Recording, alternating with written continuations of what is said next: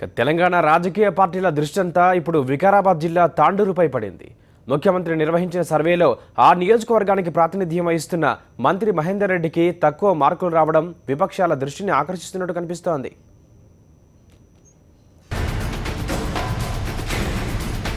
తాండూరును target చేసిన రాజకీయ పార్టీలు. జనహిత ప్రగతి సభలకు తాండూరు నుంచి శ్రీకారం చుట్టిన కేటీఆర్. బడుగు బలహీన గర్జన పేరుతో సభ నిర్వహించిన కాంగ్రెస్. వచ్చే వారం తాండూరులో సభ నిర్వహించనున్న టీడీపీ. వికారాబాద్ జిల్లా తాండూరుపై తెలంగాణ ప్రధాన పార్టీలన్నీ కన్నేశాయి.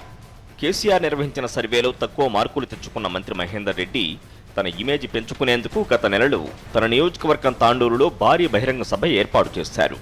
జనహిత ప్రగతి సభల పేరుతో జనం ముందుకు వెళుతున్న కేటీఆర్ తాండూరు సభ నుంచే వాటికి శ్రీకారం చుట్టారు.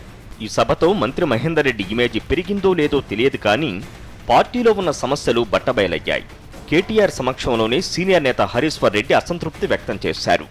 ఎంపీ విశ్వేశ్వర్ రెడ్డి వర్గంతో మంత్రి మహేందర్ రెడ్డికున్న విభేదాలు బహిర్గతమయ్యాయి. ఇవన్నీ చాలవన్నట్టు ఇప్పుడు ప్రతిపక్షాలన్నీ తాండూరును టార్గెట్ చేశాయి.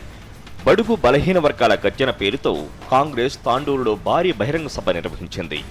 అంబేద్కర్ నామం జపిస్తున్న ఆర్ఎస్ఎస్, బీజేపీది బడుగు బలహీన వర్గాలపై ఉన్నది కపట ప్రేమని కాంగ్రెస్ దుయ్యబట్టింది. ముస్లింలకు రిజర్వేషన్ల విషయంలో కేసీఆర్కు చిత్తశుద్ధి లేదని కాంగ్రెస్ నాయకులు ఆరోపించారు. ఇప్పుడు తాండూరుపై టీడీపీ కన్ను కూడా పడింది.